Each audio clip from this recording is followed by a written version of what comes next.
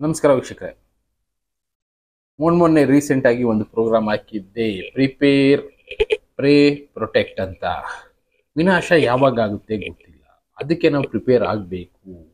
ಯಾವ ರೀತಿ ಪ್ರಿಪೇರ್ ಆಗಬೇಕು, ಅದ್ರ ಜೊತೆಗೆ ನಾವು ಪ್ರೇ ಮಾಡೋದನ್ನ ಕಲಿಬೇಕು, ಪ್ಲಸ್ ಪ್ರೊಟೆಕ್ಟ್ ಮಾಡೋದಕ್ಕೆ ಶುರು ಮಾಡಬೇಕು. ಇವು ಮೂರರಿಂದ ಮಾತ್ರ ನಮ್ಮ ಫ್ಯೂಚರ್ ಅನ್ನೋದು ಚೆನ್ನಾಗಿರುತ್ತೆ ಅಂತ ಒಂದು ಪ್ರೋಗ್ರಾಮ್ ಹಾಕಿದ್ದೆ. ಕೆಲವೊಂದು ಕಾರಣಗಳಿಂದ ಅದನ್ನ ತೆಗಿಬೇಕಾಗಿ ಬಂತು. ಓಕೆ, ಅದರಲ್ಲಿ ಒಂದು ವಿಷಯಗಳನ್ನ ಡಿಸ್ಕಸ್ ಮಾಡಿದ್ದೆ.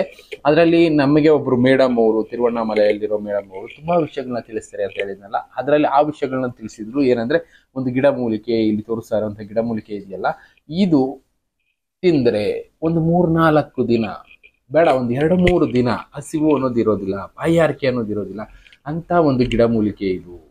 ಇದರ ಹೆಸರೇನು ಅಂತ ಕೇಳೋರು ಇರ್ತೀರ. ಇದ್ರ ಹೆಸರನ್ನ ಟೈಮ್ ಬಂದಾಗ ನಾನು ತಿಳಿಸ್ತಾ ಹೋಗ್ತೀನಿ. ಇದಕ್ಕೆ ತಿರುವಣ್ಣಾಮಲೆಗೆ ಹೋಗ್ಬೇಕು. ಇನ್ನ ಇದೇ ತರ ಎಷ್ಟೆಷ್ಟೋ ಸಿದ್ಧರು ಕಂಡಿಡ್ಕೊಂಡಂತ ಸಿದ್ಧ ಔಷಧಿಗಳು, ಸಿದ್ಧ ಮೆಡಿಸಿನ್ಗಳ ಜೊತೆಗೆ ಬಾಯಾರಿಕೆ, ಹಸಿವು ಇದನ್ನ ದೂರ ಮಾಡುವಂತ ಎಷ್ಟೆಷ್ಟೋ ಔಷಧಿಗಳನ್ನ ಸಿದ್ಧರು ಕಂಡಿಡ್ಕೊಂಡಿದ್ರು. ಅಂತದ್ರ ಬಗ್ಗೆ ಅವ್ರ ವಿಷಯಗಳನ್ನ ತಿಳಿಸಿದ್ರು. ಅದನ್ನೇ ನಾನು ನಿಮಗೆ ಆ ವಿಡಿಯೋದಲ್ಲಿ ತಿಳಿಸಿದ್ದೆ. ಆದ್ರೆ ಹೇಳಿದ್ನಲ್ಲ, ಕೆಲವೊಂದು ಕಾರಣದಿಂದ ತೆಗಿಬೇಕಾಗಿ ಬಂತು. ಬಟ್ ಅದರಲ್ಲಿರೋ ವಿಷಯ ನಿಮ್ಗೆ ತಿಳಿಸ್ಲೇಬೇಕಲ್ಲ, ಅದಕ್ಕೋಸ್ಕರ ಮತ್ತೆ ಇನ್ನೊಂದ್ಸಲ ಇದನ್ನ ತಿಳಿಸ್ತಾ ಇದ್ದೀನಿ. ಇದು ತಿರುವಣ್ಣಾಮಲೈ ಕಾಡಲ್ಲಿ ಸಿಗುತ್ತೆ. ಈ ತರ ನಮ್ಮ ಭಾರತ ದೇಶದಲ್ಲಿ ಎಷ್ಟೆಷ್ಟೋ ಗಿಡಮೂಲಿಕೆಗಳಿದೆ. ಅದನ್ನ ತಿಂದ್ರೆ ಹೊಟ್ಟೆ ಹಸಿವು ಅನ್ನೋದು ಆಗೋದಿಲ್ಲ, ನಮಗೆ ಬಾಯಾರಿಕೆ ಅನ್ನೋದು ಆಗೋದಿಲ್ಲ. ಋಷಿ ಮುನಿಗಳು, ಸಾಧುಗಳು, ಸಂತರುಗಳು ದೇಶ ಪೂರ್ತಿ ಸುತ್ತಾ ಇರ್ತಾರೆ, ಅವ್ರಿಗೆ ಹಸಿವು ಅನ್ನೋದು ಹಾಗೆ ಆಗತ್ತೆ. ಈಗ ಎಕ್ಸಾಂಪಲ್, ಸಾಧು ಸಂತರುಗಳು ಏನ್ ಮಾಡ್ತಾರೆ, ಹೋಗಿ ಹಿಮಾಲಯದಲ್ಲಿ ಎಲ್ಲೋ ಕೂತ್ಕೊಂಡು ತಪಸ್ ಮಾಡ್ತಾರೆ. ಬೇಡ, ಯಾವ್ದೋ ಒಂದು ಕಾಡಲ್ಲಿ ಹೋಗಿ ಬೆಟ್ಟದ ಮಧ್ಯೆ ಕೂತ್ಕೊಂಡು ನಾವು ಸಾಧನೆ ಮಾಡಬೇಕು ಅಂತ, ಸಿದ್ಧಿ ಸಾಧಿಸ್ಬೇಕು ಅಂತ ಎಷ್ಟೆಷ್ಟೋ ದಿನಗಳ ಕಾಲ ಅಲ್ಲಿ ಕೂತಿರ್ತಾರೆ. ಅವ್ರ ಊಟ ಬೇಡವಾ, ಆಹಾರ ಬೇಡವಾ ಅಂತ ನಾವು ಯೋಚನೆ ಮಾಡ್ತೀವಲ್ವಾ. ಅದಕ್ಕೆ ಇಂಥ ಗಿಡಮೂಲಿಕೆಗಳನ್ನ ಅವ್ರು ಹುಡ್ಕೊಂಡು ಇಟ್ಕೊಂಡಿದ್ರು. ಒಂದು ಬಿಂದಿಗೆ ನೀರಿದ್ರೆ ಸಾಕು, ಸುಮಾರು 3 ತಿಂಗಳ ತನಕ ಅವ್ರು ಬದುಕಬಹುದು. ಅಷ್ಟೊಂದು ಕೆಪಾಸಿಟಿ ಎಷ್ಟೋ ಗಿಡಮೂಲಿಕೆಗಳಿದೆ. ನಮ್ಗೆ ಹೊಟ್ಟೆನೇ ಹಸಿವಾಗಿಲ್ಲ ಅಂದ್ರೆ, ದೇಹ ಸುಸ್ತೇ ಆಗಿಲ್ಲ ಅಂದ್ರೆ ಆಹಾರ ಬೇಕೇ ಆಗೋದಿಲ್ಲ. ಈ ರೀತಿ ಎಷ್ಟೆಷ್ಟೋ ಕಡೆ ನಡೆದಿದೆ. ಇದು ನಿಜನಾ ಅನ್ನೋದಾದ್ರೆ ಎಷ್ಟೆಷ್ಟೋ ಜನರ ಜೀವನದಲ್ಲಿ ಇದು ನಿಜ ಆಗಿದೆ. ಕಾರಣ, ನಾನು ಉಳುವಿಗೆ ಹೋಗಿದ್ದೆ. ಅಲ್ಲಿ ಚನ್ನಬಸವಣ್ಣ ಸ್ವಾಮಿಗಳವ್ರ ಹತ್ರ ಮಾತಾಡುವಾಗ ಅವರು ಒಂದು ವಿಷಯ ಹೇಳಿದ್ರು. ಸುಮಾರು 10-15 ವರ್ಷ ಅವರು ಕಾಡಲ್ಲಿ ಒಬ್ಬಂಟಿಯಾಗಿ ಬದುಕಿದ್ದಾರೆ. ಒಂದು ಸಣ್ಣ ಮನೆ, ಅದು ನದಿ ತೀರದಲ್ಲಿರುವಂತ ಮನೆಯಲ್ಲಿ ಒಬ್ಬಂಟಿಯಾಗಿ ಬದುಕಿದ್ದಾರೆ. ಆಹಾರ ಏನ್ ಮಾಡ್ತಾ ಇದ್ರು, ಊರಿಂದ ಬರೋವಾಗ ಸ್ವಲ್ಪ ಕಾಳುಗಳು, 1-2-3 kg ಕಾಳುಗಳನ್ನ ಕಟ್ಕೊಂಡ್ ಬರೋರು. ಆ ಕಾಳುಗಳನ್ನ ಒಂದು ಈ ಗುಡಿಸ್ಲಲ್ಲಿ ಇದ್ದು ಅಲ್ಲಿ ಸಾಧನೆ ಸಿದ್ಧಿಗಳನ್ನ ಮಾಡುವಾಗ, ಅಲ್ಲೇ ನದಿ ಹರಿಯುವಂತ ಒಂದು ಪಾತ್ರ ಇದೆ, ಆ ಜಾಗದಲ್ಲಿ ಅವರು ಒಂದು ಗುಡಿಸ್ಲನ್ನ ಹಾಕೊಂಡು ಅಲ್ಲಿ ಸಾಧನೆ ಮಾಡ್ತಾ ಇದ್ರು. ಕಾರಣ, ಈ ಡಿಸ್ಟರ್ಬೆನ್ಸ್ ಅನ್ನೋದು ಇರಬಾರ್ದು, ನೇಚರಲ್ ಆಗುತ್ತಲ್ಲ ಆ ಡಿಸ್ಟರ್ಬೆನ್ಸ್ ಅನ್ನೋದು ಯಾವುದೇ ರೀತಿ ಅವರಿಗೆ ಆಗಬಾರ್ದು ಅನ್ನೋ ಒಂದು ಕಾರಣಕ್ಕೆ ಸಾಧುಗಳು, ಸಂತರುಗಳು, ಋಷಿಗಳು ಅದಕ್ಕೆ ಎಲ್ಲ ನದಿ ಪಾತ್ರ, ಇಲ್ಲ ಅಂದ್ರೆ ಬೆಟ್ಟದ ಮೇಲೆ ಜನ ಎಲ್ಲಿ ವಾಸ ಇರಲ್ಲ ಅಂತ ಜಾಗದಲ್ಲಿ ಹೋಗಿ ಸಾಧನೆ ಮಾಡೋದಿಕ್ಕೆ ಶುರು ಮಾಡ್ತಾರೆ.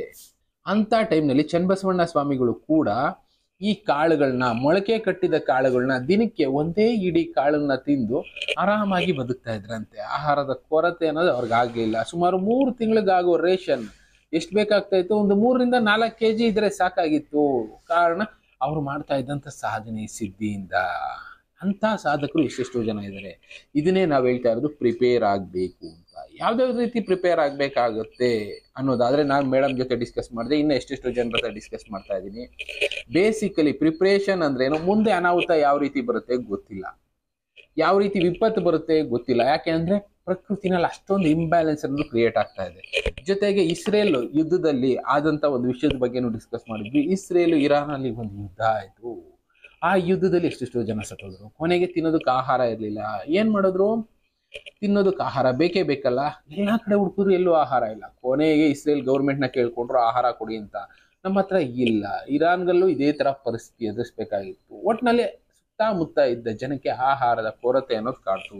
ಕೊನೆಗೆ ಅವ್ರು ಏನ್ ಮಾಡಿದ್ರು, ಸತ್ತು ಬಿದ್ದಿರೋ ಎಣಗಳನ್ನ ತಿನ್ನಬಹುದಾ, ನಮ್ಗೆ ಬದುಕೋದಕ್ಕೆ ಆಪ್ಷನ್ ಇಲ್ಲ ಅಂತ ಕೇಳಿ ಕೊನೆಗೆ ಆ ಎಣಗಳನ್ನ ಕಿತ್ಕೊಂಡು ತಿಂದ್ರು.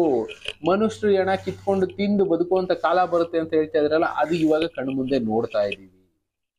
ಅಲ್ಲಿ ಅಂತ ಅಲ್ಲ, ಆಫ್ರಿಕಾದಲ್ಲೂ ತೀವ್ರ ಬರಗಾಲ ಅನ್ನೋದು ಈಗ ಒಂದು ಸ್ವಲ್ಪ ದಿನಗಳ ಮುಂಚೆ ಬಂದು ಹೋಯ್ತು. ಅಲ್ಲೂ ಕೂಡ ಆಪ್ಷನ್ ಇಲ್ಲದೆ ಏನ್ ಮಾಡ್ತು ಆಫ್ರಿಕನ್ ಗೌರ್ಮೆಂಟ್, ಕಾಡು ಪ್ರಾಣಿಗಳನ್ನ ಬೇಟೆ ಆಡಿ ಅವುಗಳನ್ನ ಜನರಿಗೆ ಹಂಚ್ತಾ ಹೋಯ್ತು. ಹಳ್ಳಿಗೆ ತಗೊಂಡೋಗಿ ಆ ಮಾಂಸನ ಕೊಡ್ತಾ ಹೋಯ್ತು. ಜನ ಬದುಕಬೇಕು ಅಂದ್ರೆ ಏನಾದ್ರು ತಿನ್ಲೇಬೇಕಲ್ಲ, ಅದಕ್ಕೋಸ್ಕರ ಸುಮಾರು 600 ರಿಂದ 700 ಕಾಡು ಪ್ರಾಣಿಗಳನ್ನ ಕೊಂದಿದ್ದಾರೆ. ಹತ್ತತ್ರ ಆನೆಗಳು, ಜಿರಾಫೆಗಳು, ಜಿಂಕೆ, ಏನೇನ್ ಸಿಗುತ್ತೆ ಎಲ್ಲ ಆ ರೇಷಿಯೋ ಒಂದು ಡಿವೈಡ್ ಮಾಡ್ಕೊಂಡು ಅಷ್ಟೊಂದು ಕಾಡು ಪ್ರಾಣಿಗಳನ್ನ ಕೊಂದು ಜನರಿಗೆ ಆಹಾರದ ರೀತಿ ಕೊಟ್ರು. ಅದನ್ನೇ ಹೇಳ್ತಾ ಇರೋದು, ಜನ ಬದುಕಬೇಕು ಅಂದ್ರೆ ಪ್ರಿಪೇರ್ ಆಗ್ಬೇಕಾಗತ್ತೆ. ಪ್ರಿಪ್ರೇಷನ್ ಇಲ್ಲ ಅಂದಾಗ ಇಂಥದ್ದನ್ನೆಲ್ಲ ಎದುರಿಸ್ಬೇಕಾಗತ್ತೆ. ಈಗ ಎಷ್ಟೆಷ್ಟೋ ಜನ ವೆಜಿಟೇರಿಯನ್ ಇರ್ತೀವಿ, ವೆಜಿಟೇರಿಯನ್ಗಳು ಏನ್ ತಿನ್ಬೇಕು ಅಂತ ಟೈಮ್ನಲ್ಲಿ ಅಂತ ಯೋಚನೆಗಳು ಬಂದ್ಬಿಡುತ್ತೆ. ಆಪ್ಷನ್ ಇಲ್ಲ, ಬದುಕಬೇಕು ಅಂದ್ರೆ ಕೆಲವೊಂದು ಸಲ ಏನ್ ಕೊಟ್ಟರು ತಿನ್ಬೇಕಾಗತ್ತೆ ಅಂತ ಪರಿಸ್ಥಿತಿ ಬರಬಹುದು. ಅದಕ್ಕೆ ಪ್ರಿಪೇರ್ ಆಗ್ಲೇಬೇಕಾಗತ್ತೆ. ಪ್ರಿಪ್ರೇಷನ್ ಆಗೋದಕ್ಕೆ ಒಂದು ಟೈಮ್ ಅನ್ನೋದನ್ನ ಕೊಟ್ಟಿರ್ತಾನೆ ಪರಮಾತ್ಮ, ಭಗವಂತ ಅಂತ ಹೇಳ್ತಾರೆ. ಅಂತ ಟೈಮ್ ಇದೆ ಅನ್ಕೊಳ್ಳಿ, ನಾವು ಪ್ರಿಪೇರ್ ಆಗುವ ಟೈಮ್ಗೆ ಹೆಚ್ಚು ಕಡಿಮೆ ಅಂತ ವಿನಾಶಗಳನ್ನ ಎದುರಿಸ್ಬೇಕಾಗ್ಬೋದು. ಅಷ್ಟೇ ಹೇಳ್ತಾ ಇರೋದು, ಪ್ರಿಪೇರ್ ಆಗಿ ಯಾವ್ದಾವ್ದು ರೀತಿ ಬೇಕಾದ್ರೂ ಆಗ್ಬೋದು. ಸದ್ಯಕ್ಕೆ ನಾನ್ ಸಿಂಪಲ್ ಆಗಿ ಹೇಳ್ಬೇಕು ಅಂದ್ರೆ ಮನೆ ಕಟ್ಕೊಳ್ಳೋದು, ಏನೋ ಒಂದು ವಿಪತ್ತ ಆಯ್ತು, ಪ್ರವಾಹ ಬಂತು, ಇನ್ನೊಂದೇನೋ ಆಯ್ತು, ನಾವು ಸದ್ಯಕ್ಕೆ ಇರೋದಕ್ಕೆ ಒಂದು ಶೆಲ್ಟರ್ ಅನ್ನೋದು ಬೇಕಲ್ಲ. ಮರದಲ್ಲಿ ಕಟ್ತೀವೋ ಇಲ್ಲ ಕಲ್ಲಲ್ಲಿ ಕಟ್ತೀವೋ ಇಲ್ಲ ಬರೀ ಗುಡಿಸ್ಲು ಹಾಕೊಳ್ತೀವೋ, ಬಟ್ ಅದನ್ನ ಕಟ್ಟೋದು ಗೊತ್ತಿರ್ಬೇಕು. ಅದ್ರ ನೆಕ್ಸ್ಟ್ ಇನ್ನು ಮಕ್ಕಳಿಗೆ ಇರುವಂತ ಮುಂದಿನ ಪೀಳಿಗೆ ಅಂತ ಹೇಳ್ತೀವಲ್ಲ, ಅಂತ ಮಕ್ಕಳಿಗೆ ಏನು ತಿನ್ಬೇಕು ಅಂತ ಗೊತ್ತಾ, ಎಷ್ಟು ತಿನ್ಬೇಕು ಅಂತ ಗೊತ್ತಿಲ್ಲ. ನಾವೇನ್ ಮಾಡ್ತೀವಿ, ಮೊಬೈಲ್ ಕೊಡ್ತೀವಿ, ಮೊಬೈಲ್ ನೋಡ್ಕೊಂಡು ಸುಮ್ಮನೆ ತಿನ್ನಿಸ್ತಾ ಇರ್ತೀವಿ. ಇನ್ನು ಸೆಕೆಂಡ್ರಿ ಮಕ್ಳು ಏನ್ ಮಾಡ್ತಾರೆ ಗೊತ್ತಿಲ್ವಾ, ಝೊಮ್ಯಾಟೋದಲ್ಲಿ ಆರ್ಡರ್ ಮಾಡೋ ಬರುತ್ತೆ, ತಿಂತೀವಿ. ಹಳ್ಳಿ ಕಡೆ ಇರೋ ಮಕ್ಳಿಗೆ ಎಷ್ಟೋ ಜನಕ್ಕೆ ಗೊತ್ತು ಏನ್ ತಿನ್ಬೇಕು, ಹೇಗ್ ತಿನ್ಬೇಕು, ಎಷ್ಟು ತಿನ್ಬೇಕು ಅನ್ನೋದು ಗೊತ್ತಿರುತ್ತೆ. ಬಟ್ ಸಿಟಿನಲ್ಲಿರೋರ್ಗೆ ಅಷ್ಟೊಂದು ಐಡಿಯಾನೇ ಇಲ್ಲ. ಎಲ್ಲ ಕೂಡ ಓದೋದ್ರಲ್ಲೇ ಬ್ಯುಸಿ ಆಗಿದ್ದೀವಿ. ಬುಕ್ಕಿಶ್ ಆಗೋಗ್ಬಿಟ್ಟಿದ್ದಾರೆ. ಜನರಲ್ ನಾಲೆಡ್ಜ್ ಅನ್ನೋದನ್ನ ಮಕ್ಳು ಕಳ್ಕೊಳ್ತಾ ಇದ್ದಾರೆ. ಇಂಥದ್ದನ್ನ ಮಕ್ಳಿಗೆ ತಿಳಿಸಿ ಪ್ರಿಪೇರ್ ಮಾಡಿ ಅಂತಾನೆ ಹೇಳ್ತಾ ಇರೋದು. ಒಂದಿನ ಊಟ ಇಲ್ಲ, ಏನ್ ಮಾಡ್ಬೇಕು, ಇಷ್ಟು ನೀರು ಕುಡಿಬಹುದು, ಇಷ್ಟೇ ಆಹಾರ ತಿಂದು ಒಂದಿನ ಪೂರ್ತಿ ಇರ್ಬೋದು. ಹೇಗೆ ನಾವು ಕೆಲಸ ಕಡಿಮೆ ಮಾಡ್ಕೊಳ್ಳೋದ್ರಿಂದ, ದೇಹಕ್ಕೆ ಆಯಾಸ ಕೊಡದೇ ಇರೋದ್ರಿಂದ ಬರೀ ಒಂದು ಇಡೀ ಆಹಾರ ತಿಂದು ಒಂದು ದಿನ ಪೂರ್ತಿ ಕಳಿಬಹುದು. That is preparation. ಅದನ್ನ ಬಿಟ್ಟು ಮನೆಯಲ್ಲೇ ಬೆಳ್ಕೊಳ್ಳುವಂತ ಎಷ್ಟೆಷ್ಟು ತರಕಾರಿಗಳಿದೆ ಅಂಥದ್ದನ್ನ ಕಲಿತಾ ಹೋಗ್ಬೇಕು. ಎಕ್ಸಾಂಪಲ್, ನಾನು ಇವ್ರದ್ದು ಎಕ್ಸಾಂಪಲ್ ತಗೊಂಡಿದ್ದೆ, ಯಾರ್ದು ಜಪಾನ್ ಅವ್ರದ್ದು. ಅವರು 3 ರಿಂದ 4 ದಿನದಲ್ಲಿ ಸಣ್ಣ ಸಣ್ಣ ಆಲೂಗೆಡ್ಡೆಗಳನ್ನ ಬೆಳಿಬಹುದು ಅನ್ನೋದನ್ನ ಕಂಡುಕೊಂಡಿದ್ದಾರೆ. ಅದು ಯಾವ ರೀತಿ ಟೆಕ್ನಾಲಜಿ ಬಳಸಿದ್ದಾರೆ ಅಂಥದ್ದನ್ನ ತಿಳ್ಕೊಬೇಕು. ಮನೆಯಲ್ಲೇ ಕುತ್ಕೊಂಡು ಸೊಪ್ಪು ಬೆಳ್ಕೋಬಹುದು. ಒಂದು ವಾರಕ್ಕೆ ರೇಷನ್ ಇದ್ರೆ ಸಾಕು, ನೆಕ್ಸ್ಟ್ ಒಂದು ವಾರಕ್ಕೆ ಈ ಸೊಪ್ಪುಗಳನ್ನ ಬೀಜಗಳಿದ್ರೆ ಸಾಕು, ಆ ಸೊಪ್ಪನ್ನ ಬೆಳ್ಕೊಂಡು ತಿನ್ನೋ ಅಂತ ಪ್ರಾಕ್ಟೀಸ್ ಮಾಡ್ಕೋಬಹುದು. ಇದನ್ನೇ ಪ್ರಿಪ್ರೇಷನ್ ಅಂತ ಹೇಳಿದ್ರು. ಕರೆಂಟ್ ಇಲ್ಲ, ನೀರಿಗೆ ಏನ್ ಮಾಡ್ಬೇಕಾಗತ್ತೆ, ಹ್ಯಾಂಡ್ ಪಂಪ್ಗಳು ಬೇಕಾಗುತ್ತೆ. ಇಂಥ ಪ್ರಿಪ್ರೇಷನ್ ಬೇಕಾಗುತ್ತೆ. ಅಟ್ಲೀಸ್ಟ್ ಹತ್ತಿರದಲ್ಲಿ ನದಿ ಪಾತ್ರ ಏನಾದ್ರು ಇದೆಯಾ, ನದಿಗಳಿದೆಯಾ, ಇಲ್ಲ ಕೆರೆಗಳೆಲ್ಲ ಮುಚ್ಚಾಕ್ಬಿಟ್ಟಿದೀವಿ ಬಿಡಿ, ಅಂತ ಕೆರೆಗಳಲ್ಲಿ ನೀರಿದೆಯಾ, ಎಲ್ಲಿದಾವೆ ಅಂತ ತಿಳ್ಕೊಂಡಿರ್ಬೇಕಾಗತ್ತೆ. ಇದನ್ನೇ ಹೇಳ್ತಾ ಇರೋದು ಪ್ರಿಪ್ರೇಷನ್. ಇಂಥದ್ದು ಎಷ್ಟೆಷ್ಟೋ ವಿಷಯಗಳಿದೆ, ಅವುಗಳನ್ನ ನಾನು ಮುಂದಿನ ದಿನಗಳಲ್ಲಿ ತಿಳಿಸ್ಕೊಡ್ತಾ ಹೋಗ್ತೀನಿ. ಯಾವ ನಾವು ಪ್ರಿಪೇರ್ ಆಗ್ಬೇಕಾಗತ್ತೆ. ಇದನ್ನೆಲ್ಲ ಕೆಲವೊಬ್ರು ಅಯ್ಯೋ ಇದೆಲ್ಲ ಆಗಲ್ಲ ಬಿಡ್ರಿ, ಇಷ್ಟು ವರ್ಷನೇ ಆಗದೆ ಇರೋದು ಮುಂದೆ ಆಗುತ್ತೋ ಬಿಡುತ್ತೋ. ಪ್ರಿಪ್ರೇಷನ್ ಅವಶ್ಯಕತೆ ಇದೆಯಲ್ವಾ.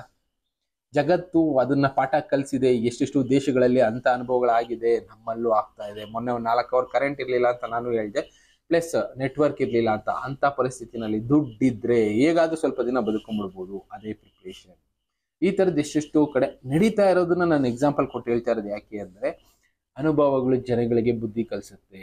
ಈಗ ಇರಾನ್, ಇಸ್ರೇಲ್ ಅಲ್ಲಿ ಮನುಷ್ಯರು ಮಾಂಸ ತಿಂದು ಬದುಕಬೇಕಾಯ್ತು. ಆಫ್ರಿಕಾದಲ್ಲಿ ಪ್ರಾಣಿಗಳ ಮಾಂಸ ತಿಂದು ಬದುಕಬೇಕಾಯ್ತು. ಇಂಥ ಪರಿಸ್ಥಿತಿ ಯಾರಿಗೆ ಯಾವಾಗ ಬೇಕಾದ್ರೂ ಬರ್ಬೋದು. ಅದನ್ನ ಎದುರಿಸೋದಕ್ಕೆ ಸಿದ್ಧ ಆಗಿರ್ಬೇಕಷ್ಟೇ ನಾವು. ಇನ್ನು ರೇಷನ್ಗಳು, ಯಾವ ರೇಷನ್ ಎಷ್ಟು ದಿನಕ್ಕೆ ಬರುತ್ತೆ. ಈಗ ನಮ್ಮ ದೇಶ ಪೂರ್ತಿ ಅನ್ನ ಆಹಾರ ಇಲ್ಲ ಅಂದ್ರೆ ಹೆಚ್ಚೆಚ್ಚು ಅಂದ್ರೆ 45 ದಿನಕ್ಕೆ ದೇಶಕ್ಕೆ ಪೂರ್ತಿ ಅನ್ನ ಹಾಕುವಷ್ಟು ಕೆಪಾಸಿಟಿ ನಮ್ಮ ದೇಶದ ಗೋಡೌನ್ಗಳಲ್ಲಿ ಸ್ಟಾಕ್ ಇಟ್ಟಿದ್ದಾರೆ. ಅದನ್ನ ಮೀರಿದ್ದಾದ್ರೆ, ಆಹಾರಗಳು ಕೊಳ್ತೋದ್ರೆ ಇನ್ನೋದಕ್ಕೆ ಏನ್ ಮಾಡ್ಬೇಕು ಅನ್ನೋದ್ರ ಬಗ್ಗೆ ತಿಳ್ಕೊಳ್ಳಿ. ದಿಟ್ ಈಸ್ ಪ್ರಿಪ್ರೇಷನ್ ಅಂತ ಹೇಳ್ತಾ ಇರೋದು. ಇನ್ನು ಬರೀ ಪ್ರಿಪ್ರೇಷನ್ ಮಾಡೋದ್ರ ಆಗೋದಿಲ್ಲ, ಪ್ರೇ ಮಾಡ್ಬೇಕಾಗತ್ತೆ, ಕಲಿಬೇಕು ಪ್ರೇ ಮಾಡೋದನ್ನ. ಯಾವ ದೇವರನ್ನ ಯಾವ ರೀತಿನಲ್ಲಿ ಹೇಗೆ ಪ್ರೇ ಮಾಡಬೇಕು, ಈ ಪ್ರೇ ಮಾಡೋದ್ರಿಂದ ನಮ್ಗೆ ಅವ್ರಿಗೆ ಒಂದು ಕನೆಕ್ಟಿವಿಟಿ ಯಾವ ರೀತಿ ಸಿಗುತ್ತೆ. ಅದು ಯಾವ್ದಾದ್ರೂ ಆಗಿರ್ಬೋದು, ಪಂಚಭೂತಗಳಾಗಿರ್ಬೋದು, ಪ್ರಕೃತಿ ಆಗಿರ್ಬೋದು, ಇಲ್ಲ ಒಂದು ಪ್ರಾಣಿ ಆಗಿರ್ಬೋದು. ಒಟ್ನಲ್ಲಿ ಕನೆಕ್ಟಿವಿಟಿ ಅಂತ ತಗೋಬೇಕು ಅಂದ್ರೆ, ಇಲ್ಲ ಭಗವಂತ ಭಗವಾನ್ಗೆ ತಗೊಳ್ತೀವ, ಇಲ್ಲ ಇನ್ನೂ ದೊಡ್ಡ ಪರಮಾತ್ಮನಿಗೆ ಕನೆಕ್ಟಿವಿಟಿ ಸಿಗುತ್ತೋ, ಆ ಕನೆಕ್ಟಿವಿಟಿ ಸಿಗಬೇಕು ಅಂದ್ರೆ ಪ್ರೇ ಮಾಡ್ಬೇಕಾಗತ್ತೆ. ಪ್ರೇ ಮಾಡೋದು 2 ನಿಮಿಷದಲ್ಲಿ ಮಾಡಿದ್ರು ಒಂದೊಂದ್ಸಲ ಭಗವಂತ ಒಲಿತಾನೆ, ಒಂದೊಂದ್ಸಲ 2 ವರ್ಷ ಪ್ರೇ ಮಾಡಿದ್ರು ಒಲಿಯೋದಿಲ್ಲ, ಡಿಪೆಂಡಿಂಗ್ ಅಪಾನ್ ಮನುಷ್ಯರ ಮೇಲೆ. ಅಂತ ಪ್ರೇ ಕಲಿಬೇಕಾಗುತ್ತೆ, ಅದನ್ನೇ ಹೇಳಿದ್ರು. ಇನ್ನ 3ನೇದು ಪ್ರೊಟೆಕ್ಟ್. ಈ ಪ್ರೊಟೆಕ್ಟ್ ಅಲ್ಲಿ ನಾವು ನಮ್ಮನ್ನು ಕಾಪಾಡ್ಕೊಳ್ಳೋದಲ್ದೆ ಫ್ಯಾಮಿಲಿನೂ ಕಾಪಾಡ್ಕೋಬೇಕಾಗತ್ತಲ್ವಾ, ಫ್ಯಾಮಿಲಿ ಜೊತೆಗೆ ಫ್ರೆಂಡ್ಸು ಕಾಪಾಡ್ಕೋಬೇಕಾಗತ್ತಲ್ವಾ, ಸರೌಂಡಿಂಗ್ ಅಲ್ಲಿರೋರು ಸ್ವಲ್ಪ ಜನ ಕಾಪಾಡಬೇಕಾಗತ್ತಲ್ವಾ. ಅನಾಹುತ ನಡೆಯುತ್ತೆ ಅಂದಾಗ ಅವ್ರನ್ನ ಎಚ್ಚರಿಸಿ ಕಾಪಾಡೋ ಕೆಲಸ ಮಾಡ್ಕೊಂಡ್ರೆ ಮುಂದೆ ನಮ್ಗೆ ಯಾವತ್ತೂ ಒಂದಿನ ಆಸರೆ ಅನ್ನಿಸುತ್ತೆ. ಅದ್ರ ಜೊತೆಗೆ ಪ್ರಾಣಿಗಳು, ಪಕ್ಷಿಗಳು, ಕೀಟಗಳು ಇದೆಲ್ಲ ಇದ್ರೇನೆ ಮತ್ತೆ ಪ್ರಕೃತಿ ವಾಪಸ್ಸು ಮೊದಲು ಹೇಗಿತ್ತು ಅದೇ ರೀತಿ ಸೃಷ್ಟಿಯಾಗುತ್ತೆ. ಇಲ್ಲ ಅಂದ್ರೆ ಇದೇನೂ ಇಲ್ಲ ಅಂದ್ರೆ ನಾವು ಬದುಕೋದಕ್ಕಾಗೋದಿಲ್ಲ. ಎಕ್ಸಾಂಪಲ್, ಒಂದು ಪ್ರಾಣಿ ಇಲ್ಲ ಅಂದ್ರೆ ನಮಗೆ ಬದುಕೋದಕ್ಕಾಗೋದಿಲ್ಲ, ಪಕ್ಷಿಗಳಿಲ್ಲ, ಕೀಟಗಳಿಲ್ಲ ಅಂದ್ರೆ ಈ ಪರಾಗಸ್ಪರ್ಶ ಕ್ರಿಯೆ ಆಗೋದಿಲ್ಲ, ಇದರಿಂದ ಗಿಡಗಳು ಬೆಳೆಯೋದಿಲ್ಲ, ಮರಗಳು ಬೆಳೆಯೋದಿಲ್ಲ, ಅದರಿಂದ ನಾವು ಕೂಡ ಬದುಕೋದಕ್ಕಾಗೋದಿಲ್ಲ. ಅದನ್ನ ಹೇಳಿದ್ರು ಪ್ರೊಟೆಕ್ಟ್. ನಾವು ಬದುಕಿದ್ರೆ ಮಾತ್ರ ಸಾಕಾಗೋದಿಲ್ಲ, ನಮ್ಮ ಸುತ್ತಮುತ್ತ ಇರೋವಂಥವ್ರು ಬದುಕಿಸ್ಬೇಕು. ಪ್ರಾಣಿ ಸಂಕುಲ ಆಗ್ಬೋದು, ಪಕ್ಷಿ ಸಂಕುಲ ಆಗ್ಬೋದು, ಇಲ್ಲ ಕೀಟಗಳಾಗ್ಬೋದು, ಎಲ್ಲನೂ ಪ್ರೊಟೆಕ್ಟ್ ಮಾಡೋದನ್ನ ಕಲಿಯೋಣ.